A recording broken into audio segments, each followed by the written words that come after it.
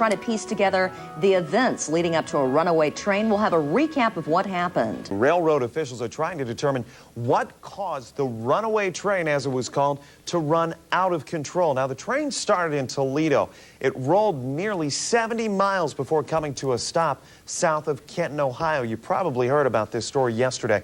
13 Action News reporter Joel Iwanaga joins us live from the News Center with more on what's next. Joel? Well, Jeff, CSX officials are gearing up for a reenactment of exactly what happened yesterday. They hope to piece together what many people are calling a bizarre story of a runaway train. Now, sources say later this morning, the company will recreate the event. The train was carrying hazardous materials and traveled some 70 miles before 3 CSX workers were able to team together. Now, one of them, as you mentioned, jumped aboard and brought the train to a complete stop. CSX hopes today's reenactment will offer some answers as to exactly how this happened. CSX officials say no one was injured in yesterday's runaway train incident. Live from the News Center, Joel Iwanaga, 13 Action News. Kelly, back to you. Joel, thank you very much. Now, that runaway train made it nearly 70 miles before CSX workers were able to stop it. The CSX rail yard in Walbridge is where the whole incident began.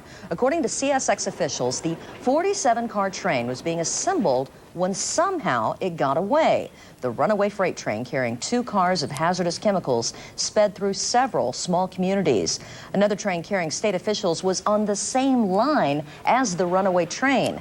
CSX officials stopped that train and took the more than 100 passengers off of it. Along its path, law enforcement officials tried desperately to keep people away, blocking off roads and rail crossings. South of Findlay, sheriff's deputies fired shots at the train in an attempt to slow it down. As you can see, others tried to grab the train and jump on board. Further down the line, another CSX engine caught up with the runaway train.